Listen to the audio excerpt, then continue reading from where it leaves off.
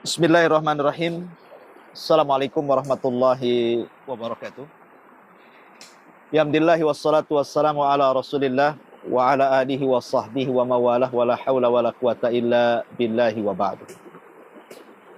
Alhamdulillah, di pagi menjelang siang ini kebetulan kita mengadakan rihlah bersama kawan-kawan di Tarempa Anambas ini, dan kita berada di air terjun. Masya Allah, pemandangan yang luar biasa di Pulau Anambas ini. Ada sedikit faedah yang ingin kita sampaikan. Nabi SAW pernah bersabda kepada para pembaca Quran, nanti pada hari kiamat, ketika para pembaca Al-Quran ini masuk ke dalam sorga, maka Allah Subhanahu wa ta'ala akan berfirman kepada mereka, Iqra warattil warqa fa inna manzilataka inda akhiri ayatin taqra'uha. Bacalah, tartilkan bacaanmu, dan naiklah. Karena sesungguhnya akhir bacaanmu yang menunjukkan tingkatanmu di sorga adalah sesuai dengan akhir ayat yang kau baca di dunia. Syekhul Islam Ibn Taimiyah rahimahullahu ta'ala ketika mengambil istimbat hadis ini, beliau mengatakan bahwa tingkatan di sorga itu sejumlah ayat dalam Al-Quranul Karim, sekitar 6.500 kurang lebih tingkatan. Itu istimbat daripada beliau Syekhul Islam Ibn Taimiyah rahimahullahu ta'ala. Dan dari sini kita tahu bahwa sorga itu darajat, bertingkat-tingkat. Semakin tinggi tentu semakin indah. Semakin tinggi tentu semakin nikmat. Sesuai dengan amalan manusia di dunia. Ma'asyiral muslimin yang dimuliakan Allah Azza wa Jalla.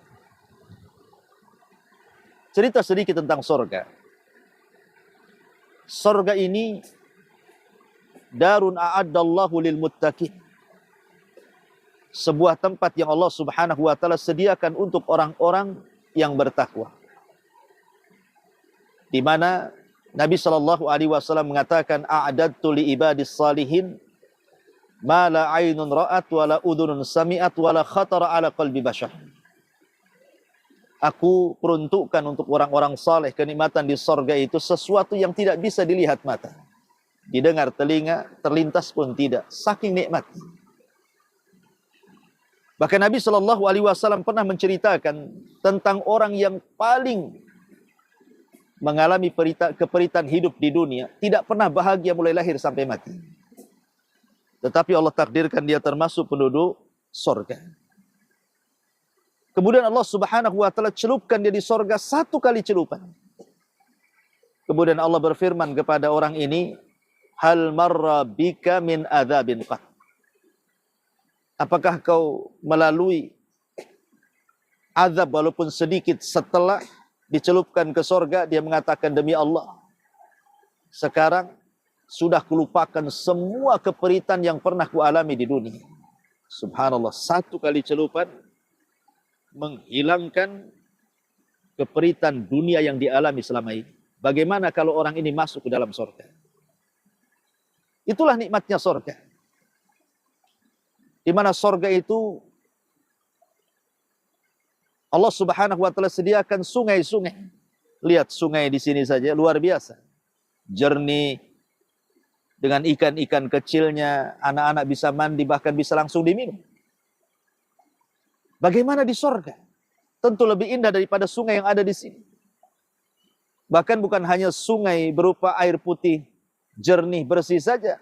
Di sana ada sungai susu, di sana ada sungai madu, di sana ada sungai khamr. Luar biasa. Keindahan dunia yang seperti ini saja kita terpukau. Bagaimana pula di sorga yang tidak bisa dan tidak pernah dilihat mata, didengar telinga, terlintas pun tidak. Makanya seorang muslim harus terus meminta kepada Allah Subhanahu wa ta'ala sorga.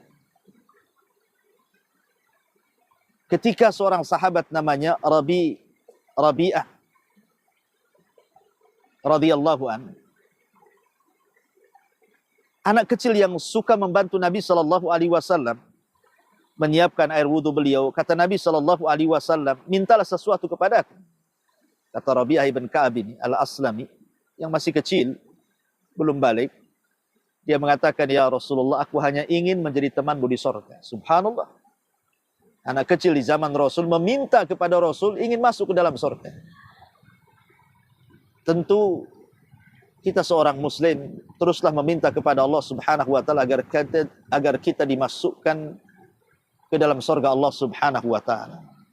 Apalagi sekarang kita berada di bulan Sya'ban, maknanya kita akan menghadapi bulan yang sangat suci, bulan Ramadan. Nabi SAW sampai mengatakan, "Idza ja'akum Ramadan futihat abwabus sama."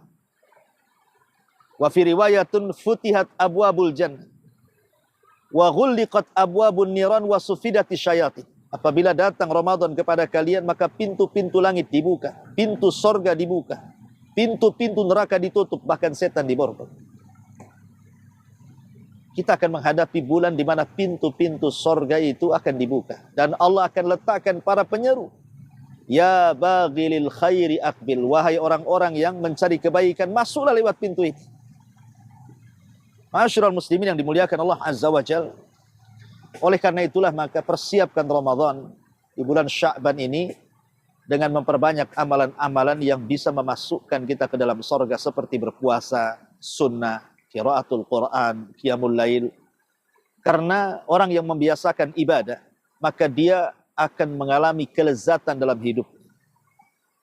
Mudah-mudahan kita berdoa kepada Allah Subhanahu wa taala termasuk dari penduduk surga, amin ya rabbal alamin. Subhanakallah bihamdika asyhadu an la ilaha illa anta astaghfiruka wa atubu ilaik. Allah ta'ala alam. Assalamualaikum warahmatullahi wabarakatuh.